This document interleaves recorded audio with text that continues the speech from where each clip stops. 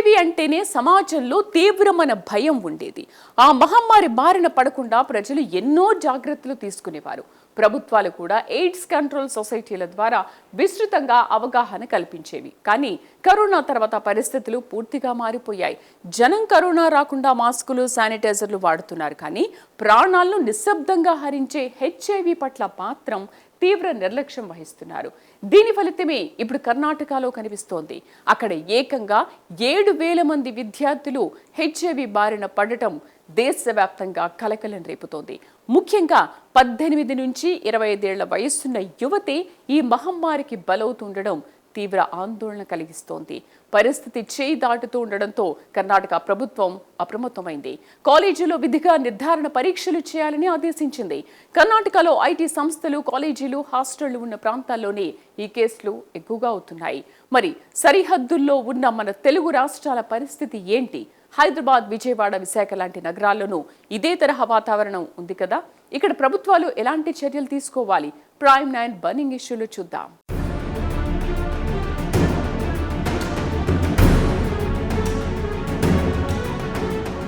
కర్ణాటక రాష్ట్రం ఇప్పుడు ఒక సైలెంట్ పాండమిక్తో వణికిపోతోంది. దేశానికి ఐటీ హబ్గా ఉన్న ఆ రాష్ట్రంలో ఇప్పుడు హెచ్ఐవి మహమ్మారి చాప కింద నీరులా విస్తరిస్తోంది. అత్యంత ఆందోళనకరమైన విషయం ఏంటంటే ఈ వ్యాధి బారిన పడుతున్న వారిలో అత్యధికులు యువతే కావడం. జీవితంలో స్థిరపడి ఉన్నత శిఖరాలకు చేరుకోవాల్సిన సమయంలో ప్రాణాంతక వ్యాధి బారిన పడి భవిష్యత్తును అంధకారం చేసుకుంటున్నారు. రాష్ట్ర వ్యాప్తంగా ఏకంగా 7,000 మంది విద్యార్థులకు హెచ్ఐవి పాజిటివ్ అని తేలడం విద్యా వ్యవస్థను ఉలిక్కిపడేలా చేసింది.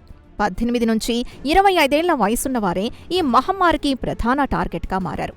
ఆధునిక జీవనశైలి, స్వేచ్ఛ పేరుతో యువత దారి తప్పుతోందనడానికి ఈ గణాంకాలే ప్రత్యక్ష నిదర్శనం. క్షణికావేశంలో తీసుకుంటున్న తప్పుడు నిర్ణయాలు వారి నిండు 100 ఏళ్ల జీవితాన్ని బలి తీసుకుంటున్నాయి.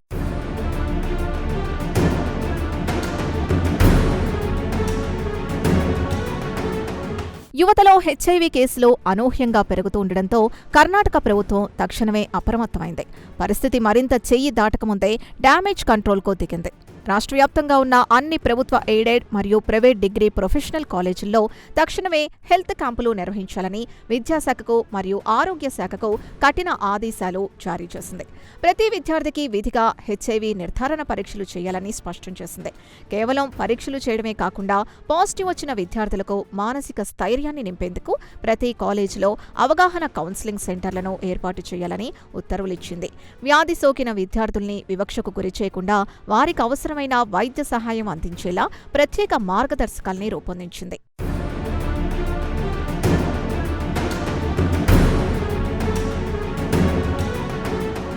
దేశవ్యాప్తంగా హెచ్ఐవి కేసుల నమోదులో కర్ణాటక రాష్ట్రం ఇప్పుడు 3వ స్థానంలో నిలవడం పరిస్థితి తీవ్రతకు అద్దం పడుతోంది. గత 2 ఏళ్ల గణాంకాల్ని పరిశీలిస్తే బాధితుల సంఖ్య ఏ స్థాయిలో పెరుగుతోందో స్పష్టంగా అర్థమవుతోంది. 2023-24 ఆర్థిక సంవత్సరంలో రాష్ట్రంలో 44,500 మంది బాధితులు ఉండగా 2025-26 నాటికి ఆ సంఖ్య ఏకంగా 66,600కు చేరుకుంది. అంటే కేవలం 2 ఏళ్ల వ్యవధిలోనే 20,000కు పైగా కొత్త కేసులు నమోదయ్యాయి. ప్రస్తుతం కర్ణాటక రాష్ట్ర వ్యాప్తంగా హెచ్ఐవితో బాధపడుతున్న వారి మొత్తం సంఖ్య 2,60,000కు చేరుకుంది. ప్రభుత్వాలు ఎన్ని చర్యలు తీసుకుంటున్నా, అవగాహన కార్యక్రమాలు నిర్వహిస్తున్నా కేసుల సంఖ్య ఏమాత్రం తగ్గకపోవడం వైద్య ఆరోగ్య శాఖ అధికారుల్ని తీవ్ర కలవరానికి గురిచేస్తోంది.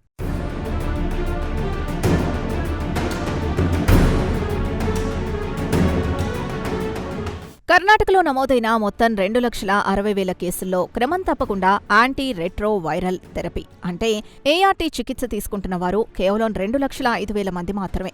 మిగిలిన 50,000 మంది బాధితుల పరిస్థితి ఏంటన్నది ఇప్పుడు అతిపెద్ద ప్రశ్నగా మారింది. వీరికి అసలు తమకు హెచ్ఐవి సోకిన విషయమే తెలీదా, లేక తెలిసినా సమాజానికి భయపడి సిగ్గుతో చికిత్సకు దూరంగా ఉంటున్నారా అన్నది అంతుపట్టడం లేదు. ఈ 54,000 మంది ఇప్పుడు సమాజంలో ఒక టైం బాంబులా మారారు. వీరు చికిత్స తీసుకోకపోవడం వల్ల వీరి ప్రాణాలకు ముప్పు వాటిల్లడమే కాకుండా వీరి ద్వారా మరింత మందికి ఈ ప్రాణాంతక వ్యాధి వ్యాపించే ప్రమాదం పొంచుంది. వీరిని గుర్తించి వెంటనే వైద్య సేవలు అందించడం ఇప్పుడు ప్రభుత్వాల ముందున్న అతిపెద్ద సవాల్.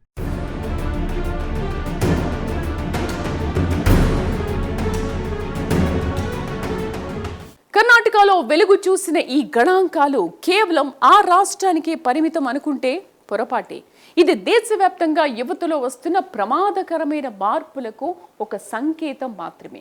ముఖ్యంగా కాలేజీలు, హాస్టళ్లు, ఐటీ సంస్థలు ఎక్కువగా ఉన్న ప్రాంతాల్లోనే ఈ మహమ్మారి వేగంగా విస్తరిస్తోంది.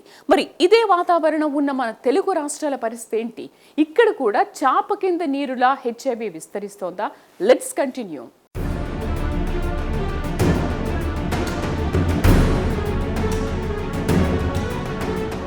హెచ్ఐవి కేసులు ఎక్కువగా ఎక్కడ నమోదవుతున్నాయో విశ్లేషిస్తే ఆశ్చర్యకరమైన నిజాలు వెలుగులోకి వస్తాయి. కాలేజీలు, హాస్టళ్లు, పీజీలు, ఐటీ సంస్థలు ఎక్కువగా ఉన్న ప్రాంతాలే ఈ మహమ్మారికి ప్రధాన అడ్డాగా మారుతున్నాయి. చదువు కోసం, ఉద్యోగాల కోసం తల్లిదండ్రులకు దూరంగా వచ్చి హాస్టళ్లలో ఉంటున్న యువతకు స్వేచ్ఛ ఎక్కువగా లభిస్తోంది.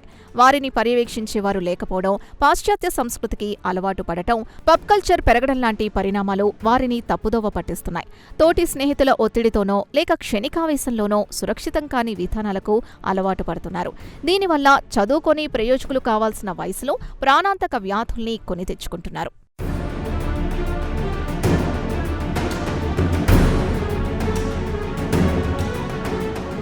కర్ణాటకలో ఉన్న పరిస్థితులే అచ్చంగా మన తెలుగు రాష్ట్రాల్లోనూ, ముఖ్యంగా హైదరాబాద్ నగరంలోనూ ఉన్నాయి. బెంగళూరు తర్వాత దేశంలోనే అతిపెద్ద ఐటీ హబ్గా హైదరాబాద్ కొనసాగుతోంది. లక్షలాది మంది సాఫ్ట్వేర్ నిపుణులు ఇక్కడ పనిచేస్తున్నారు. అమీర్పేట్, మాధాపూర్, కూకట్పల్లి లాంటి ప్రాంతాల్లో వేలాది సంఖ్యలో హాస్టళ్లు, పీజీలు ఉన్నాయి. దేశం నలుమూలల నుంచి వచ్చిన లక్షలాది మంది విద్యార్థులు ఇక్కడుండి చదువుకుంటున్నారు. బెంగళూరులో యువత ఎలాంటి జీవనశైలిని అనుసరిస్తున్నారో హైదరాబాదులోనూ దాదాపు అదే కల్చర్ కనిపిస్తోంది. కాబట్టి కర్ణాటకను కబళిస్తున్న హెచ్ఐవి మహమ్మారి హైదరాబాద్ను టార్గెట్ చేయదన్న గ్యారంటీ లేదు. తెలంగాణ ప్రభుత్వం, వైద్య ఆరోగ్య శాఖ ఇప్పటికైనా అప్రమత్తం కాకపోతే భవిష్యత్తులో పెను ప్రమాదం తప్పదు.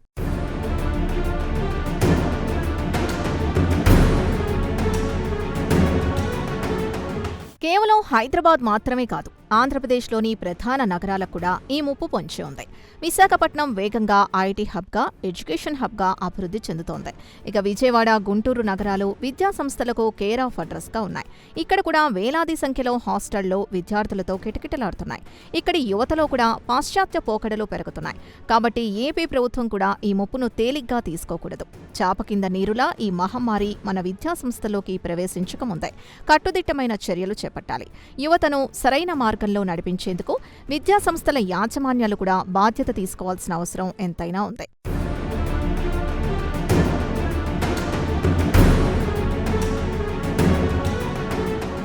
కర్ణాటకలో 7,000 కేసులు బయటపడే వరకు అక్కడి ప్రభుత్వం నిద్రపోతూనే ఉంది.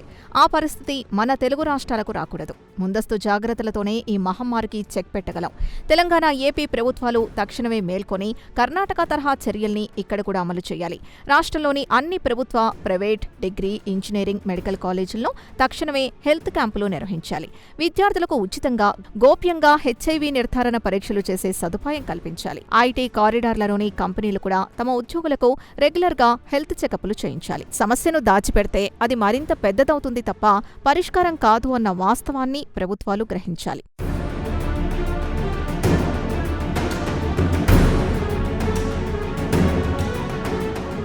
ఒకప్పుడు హెచ్ఐవి అంటే ప్రాణభయం ఉండేది. ఆ పదం వింటేనే జనం వణికిపోయేవారు. కానీ ఇప్పుడు ఆ భయం ఎక్కడా కనిపించడం లేదు. కరోనా వచ్చిన తర్వాత ప్రజల ఆలోచన విధానంలో చాలా మార్పులు వచ్చాయి. కరోనాకు భయపడి శానిటైజర్లు వాడుతున్న యువత ప్రాణాంతకమైన హెచ్ఐవి పట్ల ఎందుకు నిర్లక్ష్యంగా వ్యవహరిస్తోంది? ఎయిడ్స్ కంట్రోల్ సొసైటీలు ఏమయ్యాయి? ఇప్పుడు చూద్దాం.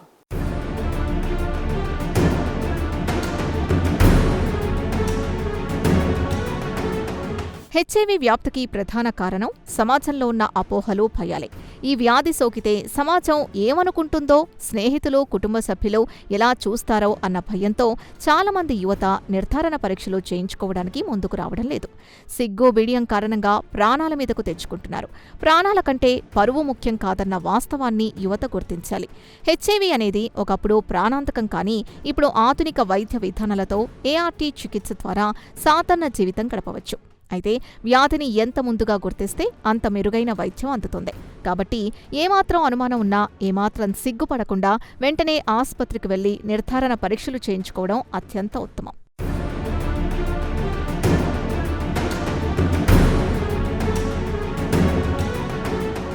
2 దశాబ్దాల క్రితం పరిస్థితిని ఒకసారి గుర్తు చేసుకుంటే హెచ్ఐవి ఎయిడ్స్ అంటే సమాజంలో తీవ్రమైన భయం ఉండేది.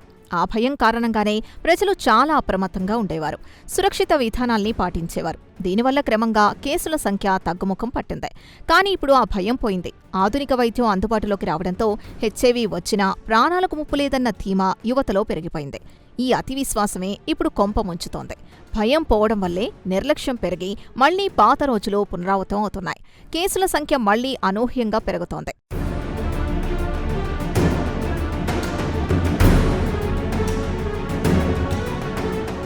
గతంలో రాష్ట్ర స్థాయిలో ఎయిడ్స్ కంట్రోల్ సొసైటీలో అత్యంత యాక్టివ్గా పనిచేసేవి. టీవీలో, రేడియోలో, పత్రికలో, బస్టాండ్లో, రైల్వే స్టేషన్లో ఇలా ఎక్కడ చూసినా హెచ్ఐవి నివారణపై విస్తృతమైన ప్రచారం జరిగేది. రెడ్ రిబ్బన్ క్లబ్ల ద్వారా కాలేజీల్లో విద్యార్థులకు అవగాహన కల్పించేవారు. కానీ గత కొన్నేళ్లుగా ఈ సంస్థల పనితీరు పూర్తిగా మందగించింది.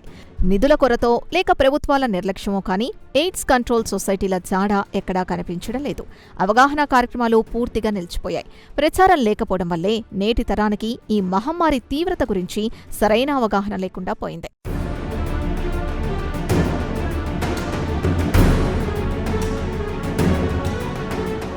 కరోనా మహమ్మారి ప్రపంచాన్ని కుదిపేసిన తర్వాత ప్రజల ఆలోచన విధానం పూర్తిగా మారిపోయింది. కరోనా సోకకుండా అన్ని జాగ్రత్తలు తీసుకుంటున్న యువత హెచ్ఐవి పట్ల ఎందుకు అప్రమత్తంగా ఉండడం లేదు? ఈ సైలెంట్ కిల్లర్ ముప్పుపై ప్రభుత్వాలు మళ్లీ విస్తృతంగా ప్రచారం చేయాల్సిన సమయం ఆసన్నమైందా?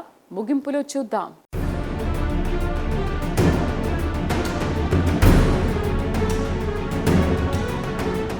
కరోనా తర్వాత సమాజంలో ఒక విచిత్రమైన పరిస్థితి నెలకొంది. జలుబు, దగ్గు వస్తే చాలు వెంటనే ఆస్పత్రికి పరిగెత్తి కోవిడ్ టెస్టులు చేయించుకుంటున్నారు. మాస్కులు, శానిటైజర్లు వాడుతూ పరిశుభ్రతకు పెద్దపీట వేస్తున్నారు. ఒక మహమ్మారి పట్ల ఇంత అప్రమత్తంగా ఉంటున్న యువత నిశ్శబ్దంగా ప్రాణాల్ని హరించే హెచ్ఐవి పట్ల మాత్రం ఎందుకు నిర్లక్ష్యంగా వ్యవహరిస్తోంది అన్నది అంతుబట్టని ప్రశ్న. కరోనా గాలి ద్వారా వ్యాపిస్తోంది కాబట్టి భయపడుతున్నారు. కానీ హెచ్ఐవి మన తప్పుల వల్లే వస్తుందన్న వాస్తవాన్ని విస్మరిస్తున్నారు. యువత ఆలోచన విధానంలో వచ్చిన ఈ ప్రమాదకరమైన మార్పులే ఇప్పుడు వారి పాలిట శాపంగా మారుతున్నాయి.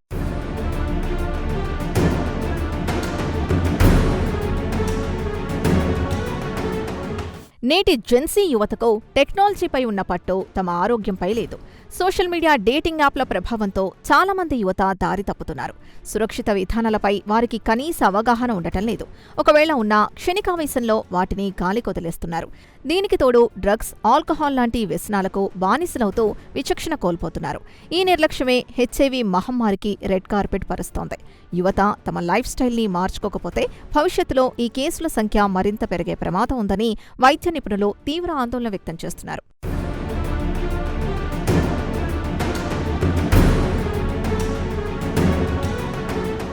హెచ్ఐవి వ్యాప్తిని అడ్డుకోవాలంటే ప్రభుత్వాలు మళ్లీ పాత తరహాలో విస్తృత ప్రచార కార్యక్రమాలకు శ్రీకారం చుట్టాలి. ఎయిడ్స్ కంట్రోల్ సొసైటీలకు నిధులు కేటాయించి వాటిని మళ్లీ యాక్టివ్ చేయాలి. సోషల్ మీడియాని వేదికగా చేసుకుని యువతకు అర్థమయ్యే రీతిలో షార్ట్ ఫిలిమ్స్, మీమ్స్ ద్వారా అవగాహన కల్పించాలి. కేవలం కాలేజీల్లోనే కాకుండా పాఠశాల స్థాయి నుంచే విద్యార్థులకు దీనిపై అవగాహన కల్పించేలా పాఠ్యాంశాల్లో మార్పులు తీసుకురావాలి. తల్లిదండ్రులు కూడా తమ పిల్లలతో స్నేహపూర్వకంగా మెలుగుతూ వారికి సరైన మార్గదర్శకత్వం చేయాలి. అప్పుడే ఈ మహమ్మారి బారి నుంచి భావితరాన్ని కాపాడుకోగలం.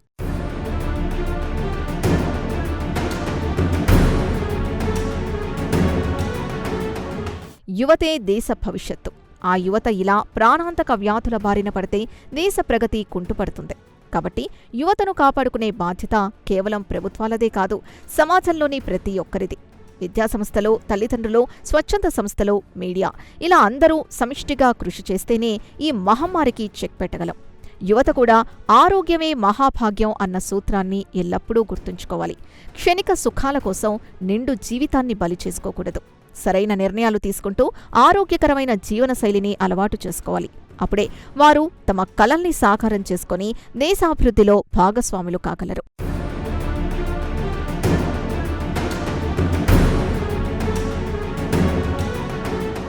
కర్ణాటకలో వెలుగు చూసిన హెచ్ఐవి కేసులు కేవలం ఒక హెచ్చరిక మాత్రమే. ఇది మన గుమ్మం దాకా రాకముందే మనం మేల్కొనాలి. ముఖ్యంగా హైదరాబాద్, విశాఖ లాంటి ఐటీ ఎడ్యుకేషన్ హబ్లలో ప్రభుత్వాలు తక్షణమే ఫోకస్ పెట్టాలి.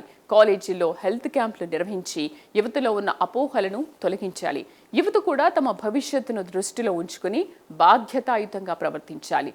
సిగ్గు బిడియం వదిలేసి ఏమాత్రం అనుమానం ఉన్నా వెంటనే నిర్ధారణ పరీక్షలు చేయించుకోవాలి. కరోనా పట్ల చూపించిన అప్రమత్తతను HIV పట్ల కూడా చూపిస్తేనే ఈ సైలెంట్ కిల్లర్ను మనం జయించగలం.